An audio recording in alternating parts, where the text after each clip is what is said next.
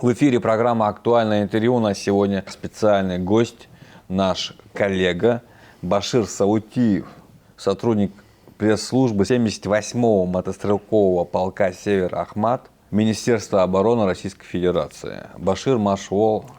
Да. Салам алейкум, добрый вечер, уважаемые телезрители.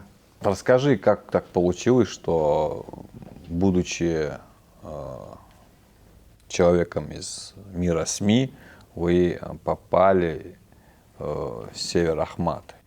Но правильнее будет сказать, что я не попал, а я целенаправленно ушел в 78-й мотострелковый полк «Север Ахмат». Это произошло в 2022 году, и когда началась специальная военная операция, многие мои друзья, с которыми я дружил, с которыми общаюсь, они даже без того, что у нас, как сказал глава региона, и не было мобилизации, потому что мы в этом не нуждаемся. У нас огромное количество добровольцев, и они добровольцами ушли на фронт, и я, естественно, решил для себя, что пришло время, мое время, чтобы стать частью чего-то большего. И касательно того, почему я выбрал именно 78-й мотострелковый полк «Север Ахмат», это связано в первую очередь с командованием, а если быть точнее, с командиром нашего полка Зенди Рамазановичем Зенгиевым, подполковником, которого я знал заочно, но никогда не был с ним знаком. О нем отзывы были самые, что ни на есть, хорошие, как он относится к своим бойцам, как вообще он ведет себя и на территории специальной военной операции. И я решил для себя, что именно в этот полк я подам документы, заключил контракт с Министерством обороны Российской Федерации. Тем более мои знания, мои умения и навыки, которые я приобрел, работая в сфере массовой информации, коммуникации в СМИ, скажем так. Башир, о навыках. Они мне пригодились. Наверное, пришлось подготовиться, вы же должны знать, как стрелять, собирать, Совершенно разбирать верно, оружие, да, действительно. тактика. Так получилось, что то, что ты занимался мирной профессией, здесь не подойдет. То, чем я занимаюсь, оно, конечно же, требует подготовки, и подготовки серьезной. И вот эту подготовку как раз-таки под неусыпным личным контролем нашего командира я прошел. Это и разбирать, собирать оружие, и стрелять, и все остальное. Но отмечу, что мы подготовку проходили в Российском университете спецназа имени Владимира Владимировича Путина. Я считаю, что это так и есть. Аналога такому университету, насколько мне известно, больше нигде в мире нет. А как проходила ваша подготовка? Легко было? На полигоне военной части в Шали и в других местах тоже. И я скажу вам, если честно, серьезно, это нелегко. Кто думает, что это игрушки, ему лучше не идти служить, быть военным, потому что подготовка, она требует полной самоотдачи. Как говорится, тяжело учение, легко бою. Как в целом сейчас складывается ситуация на линии фронта? Вы совсем недавно прибыли. Ситуация на линии фронта для нас благоприятная. Я скажу так, что даже и по всем фронтам. Это не только Купянское направление, это, как мы с вами знаем сейчас, и группировка войск «Север», которая начала наступление в Харьковской области. И несмотря на то, что та сторона заявляла о том, что мы готовы к любому развитию событий, они, скажем так, прозевали начало.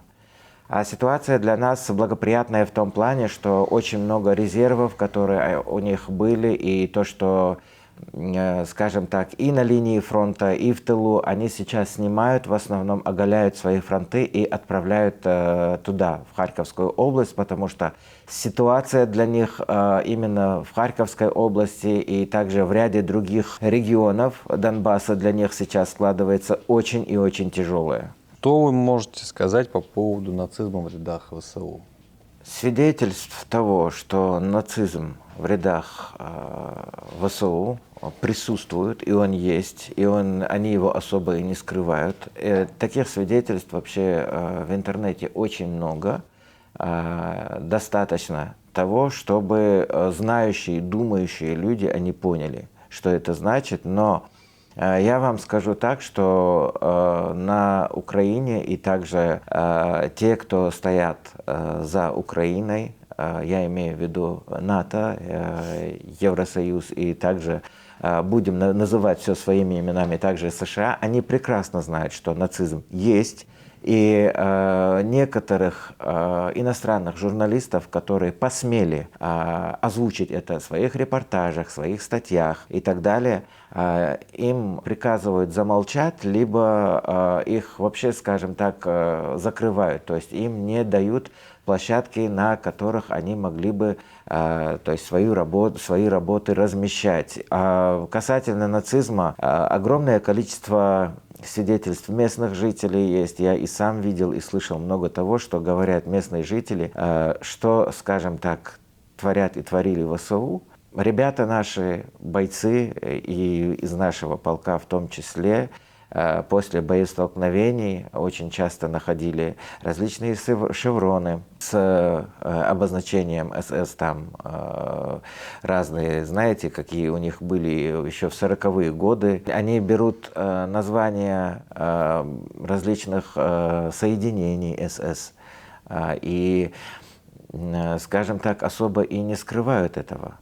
Скрывает это все Запад и старается делать все возможное и говорит, что нет никакого нацизма у них. Если бы нацизма вообще как основной идеологии на Западе и в Украине не было бы, то, что сейчас происходит, большое количество наших политологов, журналистов, ученых называют именно реабилитацией фашизма. Попыткой, скажем так, взять реванш за поражение во Второй мировой войне. Мы считаем, и Советский Союз также считал, что поражение получила Германия, но это не совсем так. Кто создал Гитлера? Кто создал это чудовище? Естественно, страны Запада. И сейчас идет именно реабилитация фашизма для того, чтобы, скажем так, реваншистами идет реабилитация фашизма для того, чтобы разобраться с нашей страной. Украина и Донбасс – это всего лишь предлог. Какое вооружение они используют? Вы наверняка наблюдали. Да, наблюдал. И многие сотрудники, которые там, наших силовых подразделений, которые находятся в зоне проведения специальной военной операции еще с 2022 года, в том числе и наш командир, они говорят о том, что тактика у них изменилась. Если в начале СВО, я прошу прощения, перебил, это были, скажем так, атаки лоб в лоб, то сейчас количество инструкторов и количество боеспособного контингента у них неуклонно снижается. Они в бой бросают буквально, скажем так, на убой, как мясные штурмы, бросают людей, которых выхватывают где-то в городах, в селах и отправляют их там на несколько дней подготовили и бросают их в бой. Это, кроме как мясной штурм, не назовешь. Такое тоже бывает, но в основном они сейчас делают акцент на артиллерию и беспилотные летательные аппараты. Насколько вы сами были обеспечены необходимым на самом фронте? Абсолютно всем.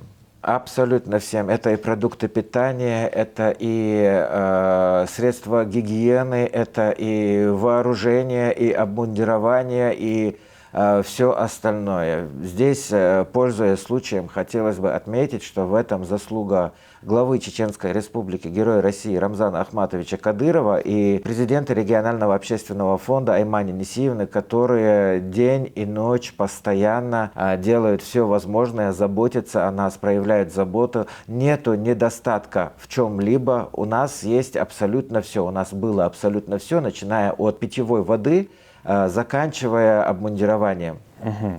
Ваше мнение, из-за чего началось СВО и как вы думаете, когда она закончится? Началась специальная военная операция, кто бы что ни говорил, как бы где бы ни писали, что не по нашей вине. Если мы с вами проследим, Хамзат, карту Российской Федерации после распада Советского Союза, нам были даны гарантии о том, что базы НАТО не будут приближаться к нашим границам, что будет определенная буферная зона, нейтральные территории, нейтральные страны, которые не будут занимать нашу, то есть позицию, не позицию НАТО.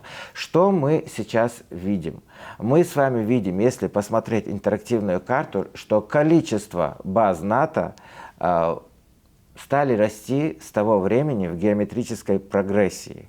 И то, что выбрали именно Украину для того, чтобы реваншисты, для того, чтобы покончить с нашей страной, в первую очередь это, конечно же, было сделано через Донбасс, через насильственную смену власти на Украине. Мы все помним эти события, которые там происходили, и 2 мая в Одессе, и продолжают происходить вот эти чудовищные, скажем так, акты, когда ВСУ, не стесняясь абсолютно, бьют по мирным объектам нашей страны. Это и Белгород, это и Крым, это и Донецк, и Луганск, и вообще Донецкая и Луганская область.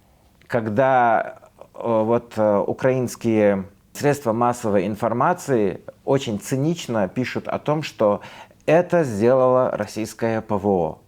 То есть попадает ракета, как это произошло недавно, в жилой дом, огромное количество погибших. В украинских СМИ и в западных СМИ в том числе писали о том, что это произошло из-за российского ПВО. То есть якобы снеслась именно на военный объект, российское ПВО сбило, и она упала именно на вот жилой дом. И нам действительно не оставили выбора нашей стране. А Донбасс для Запада это всего лишь предлог, потому что мы все прекрасно видим и знаем. И та риторика, которая сейчас исходит от руководства НАТО, я сейчас имею в виду Йенса Столтенберга, который выступает за то, чтобы разрешить Украине бить вглубь нашей страны по военным объектам. Вы знаете, мое мнение такое, что я считаю, что это всего лишь игра слов.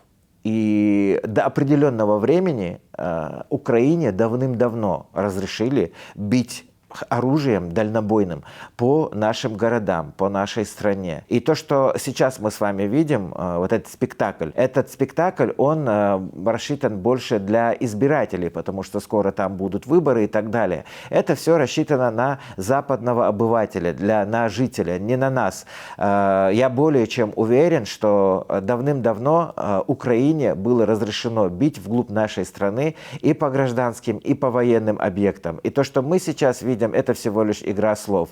И той партии войны, которая сейчас выступает за то, чтобы якобы разрешить Украине бить по нашим объектам, им стоит задуматься очень сильно, потому что они эскалируют конфликт. Тем не менее, они заявляют о том, что НАТО не является участником конфликта между Россией и Украиной. Я скажу так, НАТО является самым прямым, и США являются самыми прямыми участниками конфликта между Россией и Украиной, потому что именно с подачи НАТО, Европейского Союза, именно с подачи США, все, что там происходит, началось именно с их подачи. И им стоит задуматься, что если теоретически такое возможно, то есть бить по нашим регионам вглубь, ответ будет очень жестким, в том числе и ядерным оружием. Они эскалируют конфликт. Нам есть чем ответить, и поверь мне, если мы ответим, им мало не покажется. Когда все-таки вы думаете, закончится СВО? Ну, вы знаете, я думаю, что, Хамзат, специальная военная операция закончится тогда, когда преступный режим Зеленского будет демонтирован, и народ Украины вздохнет свободно. Вот тогда специальная военная операция закончится. А касательно точных сроков, я тоже военный, как и все остальные. Я не берусь судить, когда закончится, никогда закончится. Это, скажем, на этот вопрос я не могу ответить. Я думаю, что на этот вопрос ответят сотрудники штаба Министерства обороны, глава Чеченской Республики Рамзан Ахматович Кадыров. Им виднее. Мы военные, мы солдаты, мы выполняем свою работу. Я очень бы хотел, чтобы все это закончилось побыстрее, и наши братья вернулись живыми и здоровыми домой. Все вернулись живыми и здоровыми домой. Аминь. Да.